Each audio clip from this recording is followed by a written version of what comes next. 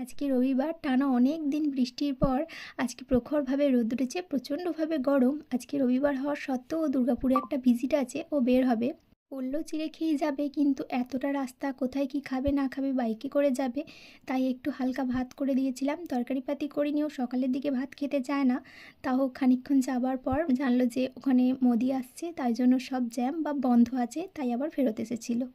তারপর আমি ঘরে রান্না বসিয়েছিলাম, এই সব রকমের সবজি দিয়ে, সয়াবিন দিয়ে। আর এই কুলেখাড়া পাতাগুলো আমাদের বাড়ির বাইরে বেশ ঝাড় পাড়া হয়েছিল, দেখে কি ভালো লাগছিল, তাই তুলে এনেছিলাম এবং তরকারিতে দিয়েছিলাম। সব রকমের সবজি, সয়াবিন, কুলেখাড়া পাতা দিয়ে একটা ঝোল বানিয়েছিলাম। আর এই মাছটার নাম আমি জানি না, এটা একটু তেল ঝাল করেছিলাম। এটা একটা সামুদ্রিক মাছ। সেইটুকুই করে রেখেছিলাম, বাদ বাকি পরে করব। আজকে আসলে অনেক রোদ উঠেছে, তাই ঘরটা একটু ঝাড়বো। আমি যেয়ে দেখছি ও নিজের জিনিসগুলো সব একটা একটা করে বাগাচ্ছে। ওরই এগুলো পছন্দের জিনিস, তাই ও নিজেই সব বাগাচ্ছে। মোটামুটি ও বাড়িতে ছিল বলে আজকে বিছানাপত্র সব সুন্দরভাবে রোদ পেয়েছে, সব জিনিস বেশ সুন্দর করে গোছানো হয়েছে।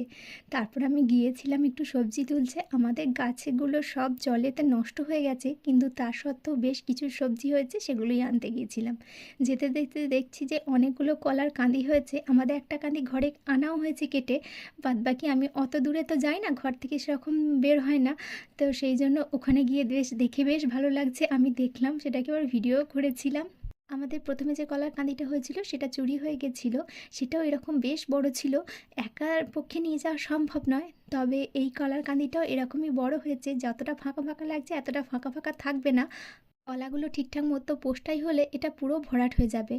এই থোড় মোচা খাওয়া যেমন উপকার, ঠিকঠাক মতো রাঁধতে পারলে খেতেও বেশ ভালো লাগে। এই মোচা দিয়ে বেশ চপ হয়, ছোলা নারকেল কোড়া দিয়ে একটা সুন্দর তরকারি হয়, ডাল হয়, বেশ খেতে ভালো লাগে। বেশ অনেক দিন ধরে সবজি পাতিগুলো নষ্ট হচ্ছিল, বাড়ি থেকে বললো ওগুলো গিয়ে একবার তুলে আনতে। অনেক কলাই হয়েছিল, অনেক কলাই নষ্ট হয়ে গেছে, গাছগুলো তেমন আর নেই, আসলে বৃষ্টির জলে সব প্রায় নষ্ট হয়ে গেছে। বেশ অনেকগুলো কলাই ধরেছিল, আর কিছু কিছু ঝিঙেও ধরেছিল, বেশ ছোট ছোট ছিল, সেগুলো এখন তোলার মতো হয়নি। তবে আগের বছরে অনেক সবজিপাতি হয়েছিল, এখানে অনেক কুমড়ো গাছ হয়েছিল, সব গাছে অনেক ফসল দিয়েছিল। এই বছরে বৃষ্টির কারণে সব নষ্ট হয়ে গেছে, একদম ফাঁকা ফাঁকা হয়ে গেছে, পোকা ধরে গেছে। আগের বছরে তো অনেক সবজি তুলে তুলে নিয়ে গেছি, সকালবেলা একরকম তুলে নিয়ে গেছি, বিকেলের দিকে আবার তুলে নিয়ে গেছি। এই রকম ছোট্ট ছোট্ট ঝিঙে ধরেছে, বেশ অনেক রয়েছে। এগুলো খুব একটা বড় হবে না, দেখে মনে হচ্ছে একটু ছোট ছোট পাড়াই হবে। তারপরে ওইদিকে দেখলাম অনেক ওল গাছ ছিল, বেশ অনেক বড় বড় ওল গাছগুলো হয়েছিল, দেখে কি ভালো লাগছিল। আমার ওল খেতেও বেশ ভালো লাগে। তারপরে এই কলাই আর মোছা নিয়ে বাড়ি এসেছিলাম। ও যেখানে পেরেছে সারা বাড়িতে সব জিনিসপত্র রোদে দিয়েছে, ঘর পুরো আজকে ফাঁকা করে বাগিয়েছে। আর আমাদের কলার কান্দিগুলো কেটে কেটে যাদেরকে দেবার সবাইকে আস্তে আস্তে দিয়েছে। এই এক একটা কলার ছড়াতে অনেকগুলো করে কলা ছিল, ওই 28-30টার মতো কলা এক একটা ছড়ায় ছিল। এগুলো আমাদের গাছের পেয়ারা, ভীষণ মিষ্টি, আর বীজ থেকে খুব কম। এত মিষ্টি পেয়ারা আমি কখনো খাইনি, খেতে খুব সুন্দর। তারপরে বিকেলের দিকে আমরা একটু বেরিয়েছিলাম। ও আজকে দুর্গাপুর যাওয়ার কথা ছিল, যাওয়া হয়নি, তাই জন্য বিকেলের দিকে ফাঁকাই ছিল, বেরিয়েছিলাম।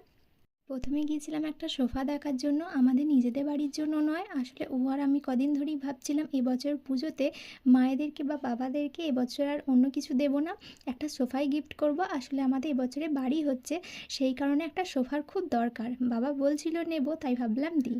আর এই টেবিলটা আমার খুব পছন্দ হয়েছিল, ও সারা দিন বসে কাজ করে। একটা ছোটো পাড়া ফোল্ডিং টেবিল আমি কিনে দিয়েছিলাম, কিন্তু এই টেবিলটা আমি বলছিলাম নেবার জন্য। সারাদিন বসে কাজ করে, কোমরে বা ঘাড়ে খুব ব্যথা করে।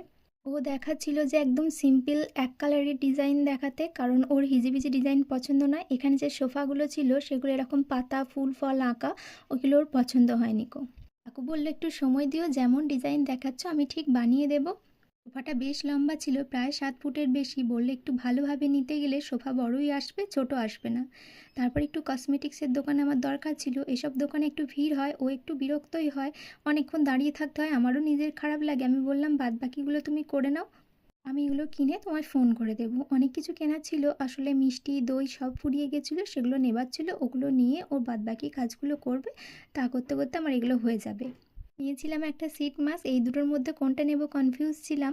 তবে আমার স্কিন যেহেতু ড্রাই, আমি সবসময় হাইড্রেটিং সিট মাস্কই নিই, আর ওটাই নিয়েছিলাম। আর নিয়েছিলাম এরকম একজোড়া কানের, আমার এইরকম কানের বেশ ভালো লাগে। আর একটা নেল পালিশ, আমি নেল পালিশ তেমন একটা পরি না, তবে খুব নিতে ইচ্ছা করে, মাঝে মাঝে পরি। সামনে দুটো শ্যুট আছে। আমার যে ভালো লেন্সটা ছিল সেটা বেশ অনেকবার পরেছি। একটা লেন্স এতবার আর পরবো না। চোখে যদি কোনো প্রবলেম হয় তাই জন্য একটা নতুন ভালো লেন্স নিচ্ছিলাম। বাট আমি যেটা খুঁজছিলাম সেটা আর পাইনি। আর এগুলো একটু কমা দামি ছিল আর আমি যে কালারটা খুঁজছিলাম সেটাও ছিল না। তারপরে নিয়েছিলাম আইলাইনার, হেনা, একটা লিপ লাইনার আর টিপের পাতা। আস্তে আস্তে একটা কাকু ভুট্টা বিক্রি করছিল, পোড়ানো ভুট্টা রাস্তার ধারে। আমার খেতে ভীষণ ভালো লাগে। দুটো নিয়েছিলাম, বাড়িতে এসে খেয়েছিলাম। তারপর বাড়িতে এসে একটু মশলা কোল্ড ড্রিঙ্কস বানাচ্ছিলাম, ওদেরকে দিয়েছিলাম। আমি খাইনি, আমার আসলে খুব বাড়াবাড়িভাবে জন্ডিস হয়েছিল। আমি খুব কম খাই, খাই না যে তা না, তবে খাই, তবে খুব কম। যখন জন্ডিস হয়েছিল আমার কোল্ড ড্রিঙ্কস খাওয়া একদম বারণ ছিল।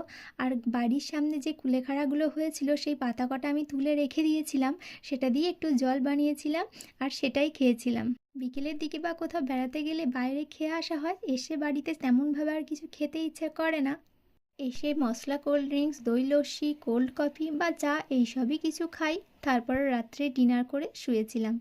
রাত্রে ডিনারে ছিল রুটি আর ছোলার ডাল আর মিষ্টি। ছোলার ডালটা আমি প্রেসারেই বানিয়েছিলাম। আমি বেশিরভাগ রান্না রাত্রের দিকে প্রেসারেই বানিয়ে নিই। আর এই মিষ্টি আমি গরম করেই খাই। জেনারেলি রসগোল্লা ফ্রিজে থাকলে বেশ শক্ত হয়ে যায়, তাই খাবার আগে আমি বেশ খানিকক্ষণ ফুটিয়ে তারপর খাই। ঠিক আছে, সবাই ভালো থেকো, সুস্থ থেকো।